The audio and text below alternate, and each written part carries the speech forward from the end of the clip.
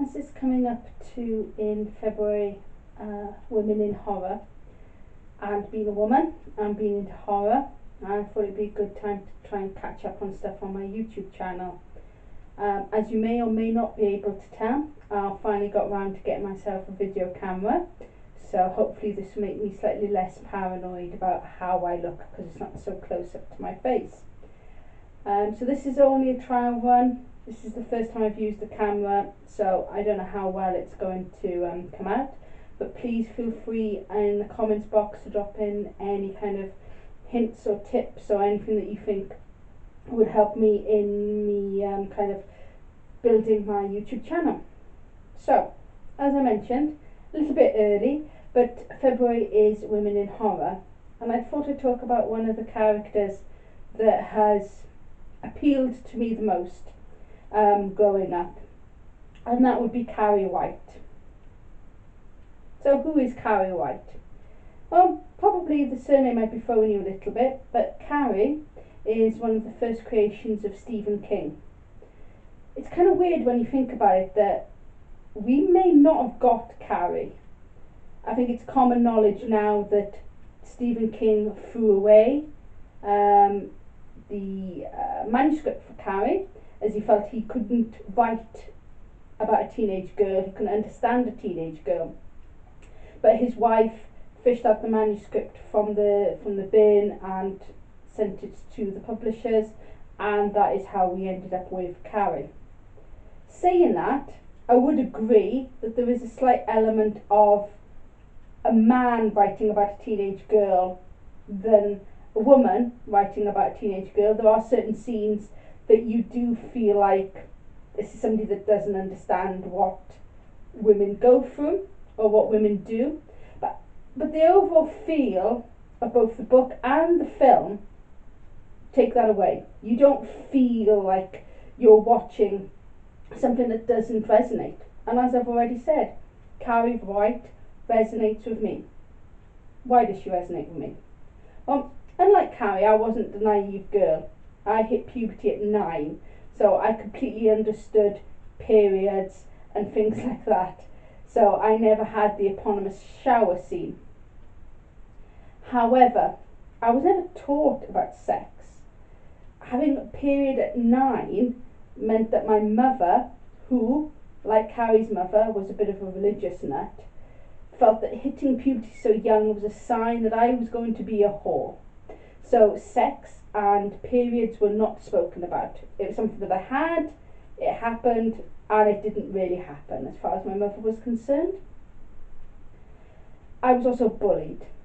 So hitting puberty at 9 meant that I had boobs, I had acne. I was bullied so badly. I mean, I'd been bullied before. When I was 3, I'd been bitten until I bled. So bullying wasn't anything new for me. But at this point, it seemed to take on an angriness to it. I was constantly bullied for the way that I looked. So why Carrie appeals to me is that she does what most bullied victims want to do, and that's get revenge. But what is interesting about Carrie is that we don't feel like it's a premeditated thing. It isn't. It's in that moment where she is completely and utterly humiliated at what is a turning point or a moment, an important moment in many teenagers' life, especially in American culture.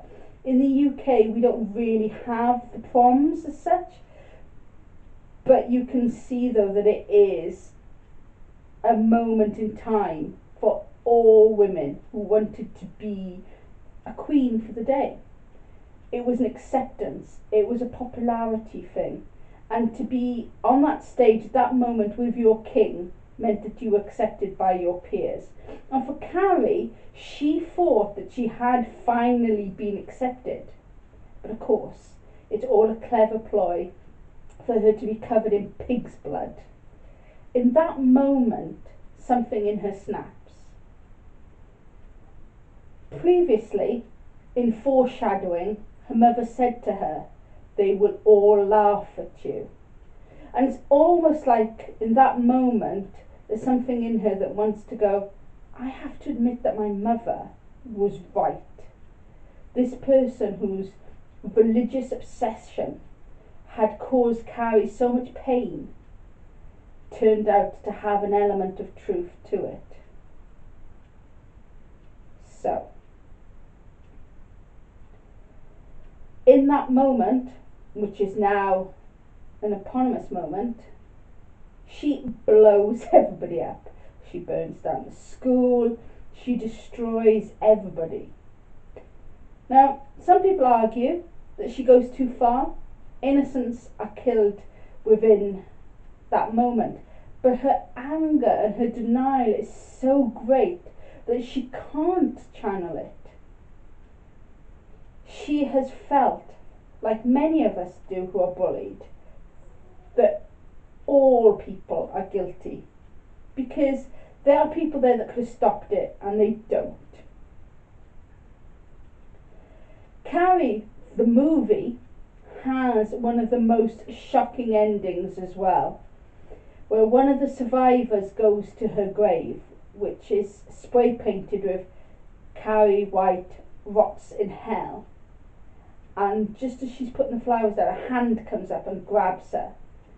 Recently, I found out that Sissy Speck, the person who plays Carrie, actually was buried to do that infamous scene. It would have been interesting though if, that kind of like sliding doors moment, what would have happened to Carrie if she'd been allowed to have her moment in the sun? Would something else have triggered the telekinesis carnage that she did eventually unleash? Who knows?